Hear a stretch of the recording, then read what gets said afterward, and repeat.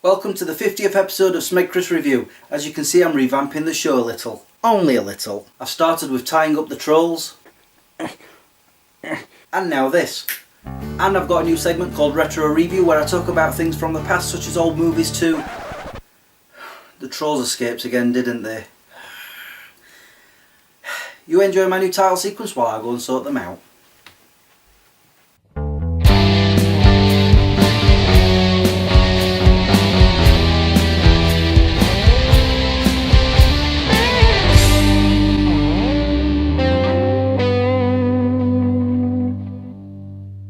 Okay, I've tied up the trolls, it's now time for a news roundup. The second series of Broadchurch has been announced and David Tennant is returning along with some of the original cast. The producers are keeping very tight-lipped about the upcoming series. They should just tie up everyone like I have done the trolls. Carl Urban's new TV series Almost Human has already been cancelled. With it being another series produced by J.J. Abrams, it had high hopes.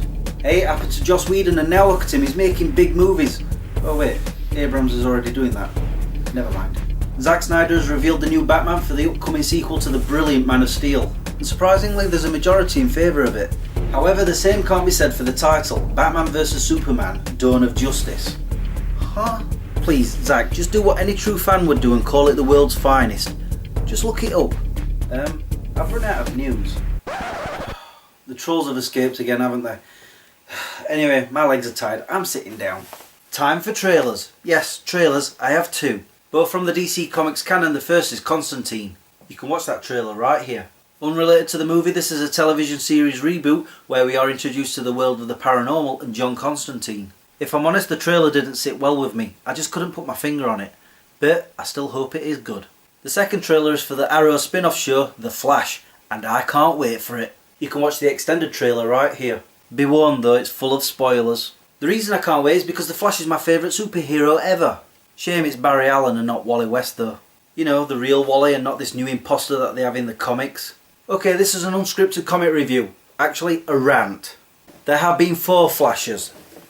He's the original, Jay Garrick. Then came Barry Allen, who died heroically. So his sidekick, Kid Flash, became the Flash. Who gained his own sidekick, Impulse, who eventually also became Kid Flash. And Wally West had a brilliant run from 1987 till 2000 and something.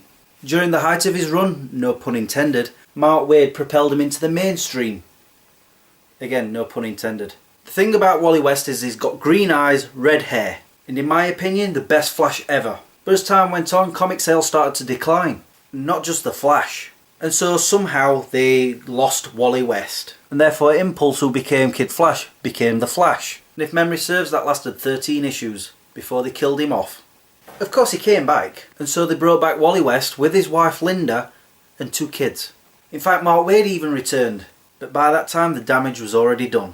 Oh, and another thing, DC Comics promised ever since Barry Allen died that he would never ever return, until Jeff Johns came along. Out of his entire run of DC Comics he's done one bad thing. He brought back Barry Allen. And of course when Barry Allen returned in 2007, a few years later they had a whole big reboot because of The Flash. It was called Flashpoint and the entire universe became the New 52. And of course by that time Barry Allen was the Flash. And since the reboot, every fan of Wally West have been screaming, bring him back, bring him back. They have, but does he have red hair and green eyes? No. This is the new Wally West. No.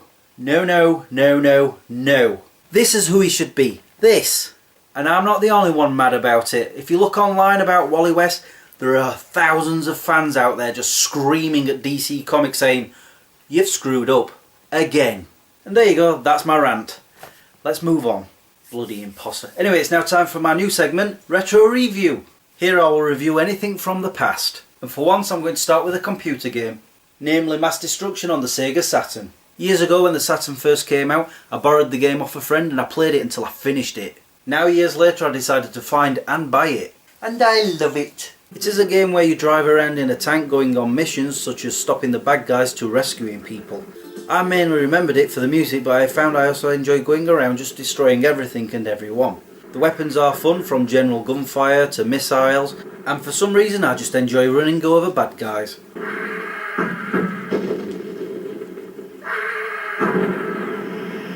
I believe that the game is also available on the PlayStation and I totally recommend it if you're into that type of game. Finally on to movie review, and again I have two films. Starting with Godzilla. I'm one of those people who enjoyed the 1998 version as well as the Japanese originals. And did I enjoy this one?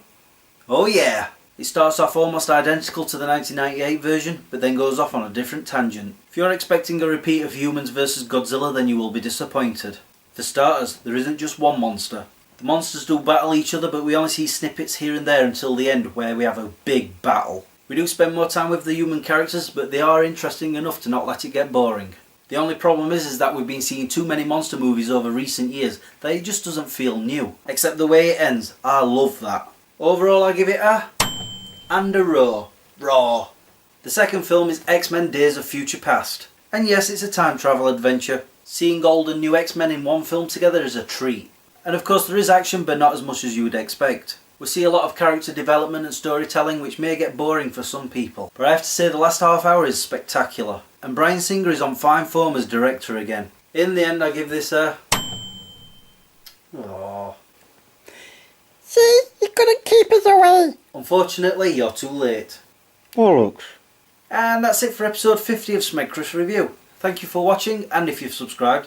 If not, there's a button right down there. Until the next time, peace out. Unrelated to the movie, this is a television Unrelated to the movie, this is a television series reboot that introduces us to the world of the paranormal and John Constantine, him. I keep cocking up. And now this. And I've got a new... It is a game where you drive around in a tank going on missions such as shopping. The second trailer is a narrow